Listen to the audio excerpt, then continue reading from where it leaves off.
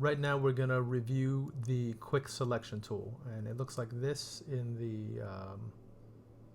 the menu here. It's a little paintbrush with this little kind of oval marquee, and it's great for selecting objects with multiple color.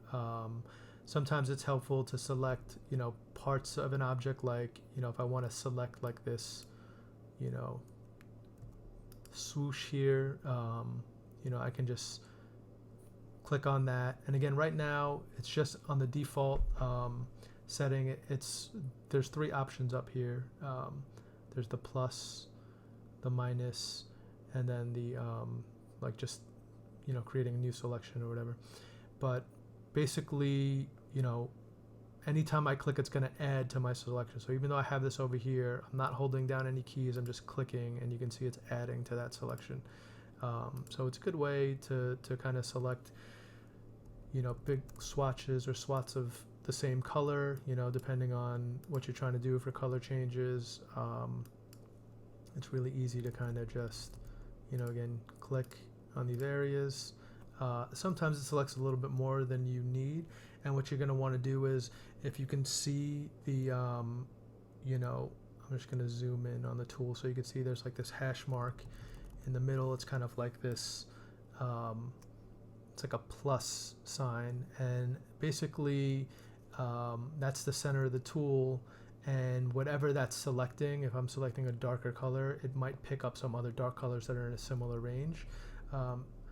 But I can change that to a minus sign by holding down Option or Alt on a PC. If you hold down Option or Alt, you see it, that plus turns to a minus, and then I can click and drag to kind of, deselect parts that got selected by mistake.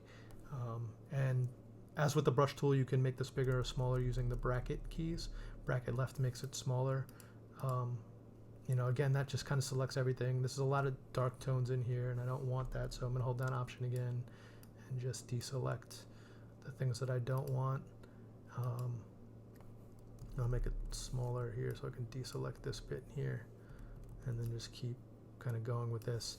And again, if you're selecting like objects with multiple colors, this tool is really easy, but you can always hit the minus key and keep clicking and,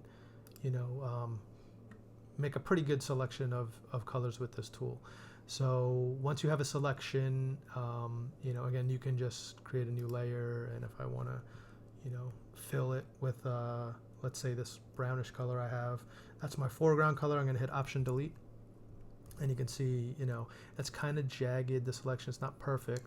So actually what I want to show you is ways that you can clean up this selection. So I'm going to hold Command and click on that to reselect that I had. I'm just going to hide this, go back to my original layer here, and I'm up here, there's this object, this option, Selected Mask. You can also, you can just click here and it will load a new dialog box, or you can hold down Command Option R, and it will bring up the same dialog box. And again, you can see all the red, and it still has that jaggedy kind of edge. But when you're dealing with these kind of images that might have some softness to like the different colors or the different sections of the image, at the top, one of the top options up here is Edge Detection. I'm going to click on Smart Radius, and I'm going to just bring this up a couple pixels, and you can see that that's kind of softening up these lines and really just making that selection more accurate, and kind of like finding the edge of those colors and automatically just kind of cleaning that up a little bit. And then, again, you can play around with it. And there's a bunch of other options we'll get into as we learn these tools more in depth. But for now, I'm just going to hit OK. And that's basically, making that selection. I'll just add a quick hue saturation layer so you can see once I add a saturation layer from here with this selection, it's going to introduce a mask to the layer already, so that anything I do on this layer is going to affect the colors of only that area. So again, everything that's masked, it will only affect those colors. So you can see changing it to purple, pretty easy. And again, there's other ways you can clean this up. You can still see a little bit of that red. We'll get into that later, but this is just a quick way of using the Direct Select tool. And I'm actually going to just show you how on other images that are more simple, this tool can work a little bit better. So if I want to select this bowl per se, I can, take my direct select tool. And again, the quick key for this is W. And if it's on another selection tool, like the wand tool or like the object selection tool, I can hold shift and click W until I get to the tool that I'm looking for. It's really easy on things like this. And actually, Command D to deselect, but you can see that selected that object really quickly, no problem. The object select tool is also in this palette, Shift W, and it looks like this, a little square.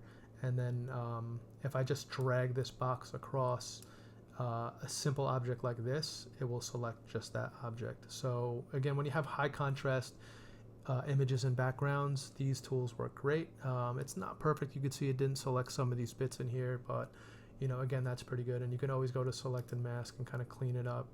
You can try that smart radius trick again and see if that picks up some of those details. But again, when you're doing phase one stuff, this stuff should just be quick and easy. So I'm gonna hit that, and then I'm gonna mask it, and then you can see I have my object now, and I can introduce a new color background if I want easily.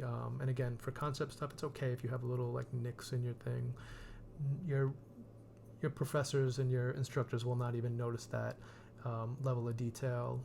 And if you want to clean it up for portfolio stuff, or if a design gets selected and it becomes final, then you can clean that stuff up. So I'm just going to show it on one last image. The direct select tool again, holding shift till I get to that direct selection tool, and then I'm just going to select this onion. And again, this tool works to varying degrees. You can always make the brush bigger and smaller and kind of select, but if it does pick up extra areas you want, just hold the option key, and again you can see that